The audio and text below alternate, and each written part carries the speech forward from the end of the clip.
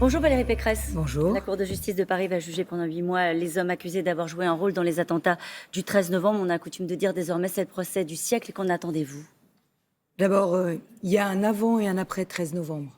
Parce que le 13 novembre a endeuillé la France et bouleversé les Français. Et les victimes ont été choisies pas au hasard. Elles n'ont pas été choisies au hasard. On a voulu tuer la fête, on a voulu tuer notre mode de vie. C'est une guerre de civilisation que les terroristes mènent avec ces attentats du Bataclan du 13 Donc novembre. vous attendez quoi de la justice? J'attends de la justice qu'on puisse faire notre deuil. Et pour faire notre deuil, il faut que la société française sorte de ce procès en étant armée face à cette menace. Armée face à cette menace, ça veut dire avec des nouvelles lois qui nous permettent de lutter contre ces menaces intérieures. Parce que la menace terroriste, vous avez vu l'Afghanistan, aujourd'hui, il y a un nouvel État qui est le refuge des terroristes dans le monde. Et à l'intérieur, eh bien, nous avons 22 000 personnes qui sont aujourd'hui fichées par l'antiterrorisme pour soupçon de radicalisation. Vous dites, c'est ce que vous avez expliqué hier dans le journal du dimanche, il faut doter la France des moyens de contrôler la menace terroriste. Et là, on se dit, Valérie Pécresse considère que nous n'avons pas les moyens de contrer la menace terroriste? Face à l'islamisme, il faut aller beaucoup plus loin, beaucoup plus fort. Je vous l'ai dit, 22 000 personnes fichées par l'antiterrorisme pour radicalisation islamiste. 22 000 personnes, dont un quart sont étrangères. Donc on se dit... Vous dites qu'il faut exclure, sans passer par la case justice. Je dis il faut ranimer une procédure qu'on utilisait il y a une dizaine d'années sous Nicolas Sarkozy, qui s'appelle l'expulsion en urgence pour motif d'ordre public. L'expulsion en urgence pour motif d'ordre public, il y a 10 ans, on expulsait entre 1000 et 1500 personnes 600 étrangers ont été... c'est ça? C'est ce qu'a dit hier la ministre Marlène Schiappa. Marlène Schiappa a dit 600 en 3 ans. 200 par an. Avant, c'était entre 1000 et 1500 par an. Or, aujourd'hui, la menace est bien plus grande. Et donc, il faut qu'on puisse avoir des outils nouveaux. Il faut qu'on puisse aussi avoir une incrimination, une condamnation possible dans le code pénal, celle d'intelligence avec l'ennemi. Et ça permettra pour toutes ces personnes qui ont des comportements, qui par des faits montrent qu'ils sont proches des terroristes, qui font l'apologie du terrorisme. Par exemple, un clic sur les réseaux sociaux? Par exemple, des likes sur des réseaux sociaux pour des personnes qui font l'apologie du terrorisme, qui disent « c'était bien, les attentats du Bataclan ». Quand on dit « c'était bien », on met une incrimination dans le code pénal, un nouveau délit, un nouveau crime, qui s'appelle intelligence avec l'ennemi. Ce crime, il existait pendant la guerre. Vous savez, pendant la guerre, quand on était... la guerre d'Algérie, quand on était avec l'ennemi à l'époque, c'était incrimination, intelligence avec l'ennemi. Eh bien, il faudrait que cette intelligence avec l'ennemi, ça puisse se faire pour l'ennemi terroriste, parce que c'est une guerre qui nous livre contre nous, et il faut qu'on soit armé pour cette guerre. Vous dites, vous allez assez loin, la contrainte de porter le voile doit faire l'objet d'une pénalisation. Ça veut dire quoi?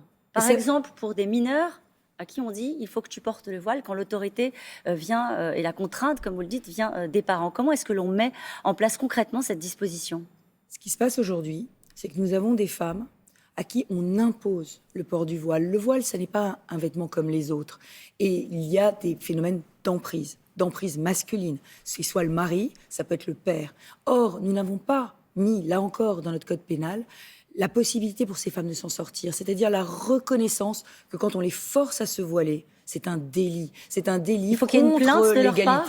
Il faudrait qu'il y ait une plainte de leur part. Comment est-ce qu'on établit la contrainte? C'est compliqué, Valérie Pécresse. Non. Non, c'est pas compliqué. Il faut que les femmes qui sont sous cette contrainte, elles sachent que la République les soutient, que la République est derrière elles, et que si elles se libèrent, si elles vont parler, eh bien, à ce moment-là, on les soutiendra et on condamnera leurs oppresseurs. Je le dis parce que il y a 20 ans, quand j'étais jeune députée, j'ai porté une loi contre les mariages forcés. Et on me disait la même chose que vous. On me disait, mariage forcé, mais ils sont mariés.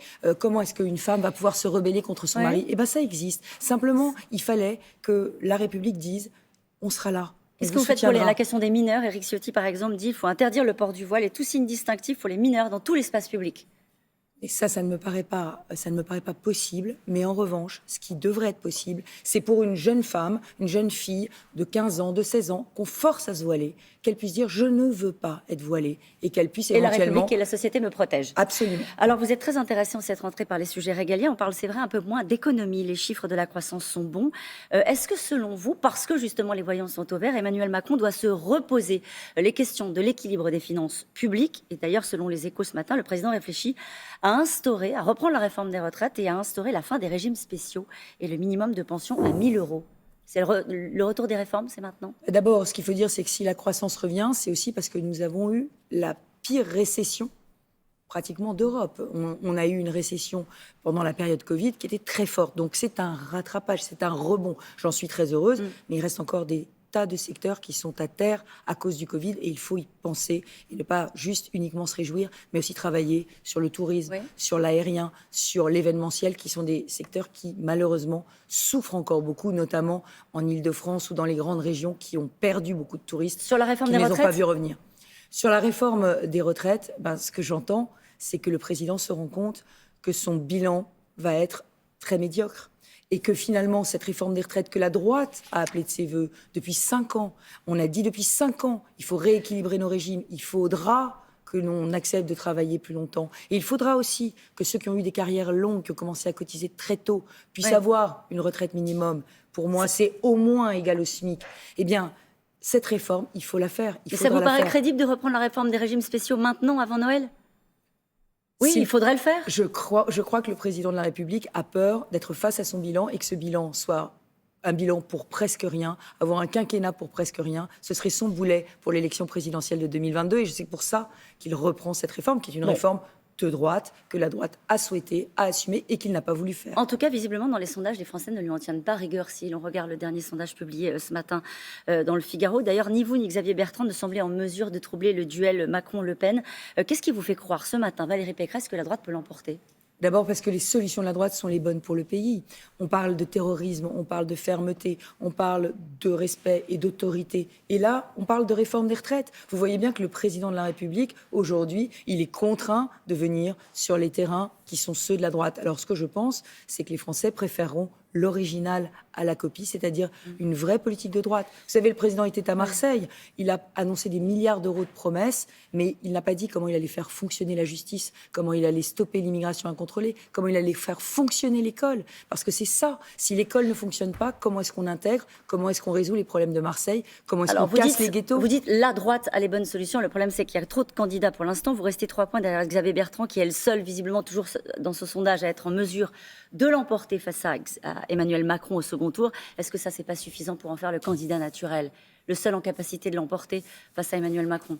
Pour l'instant, les résultats des sondages sont plutôt bons pour moi. Nous avons une dynamique estivale extrêmement forte.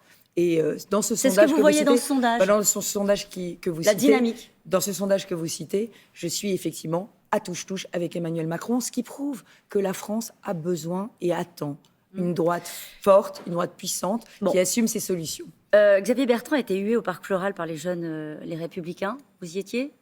Alors d'abord, moi je n'ai pas d'adversaire dans ma famille politique.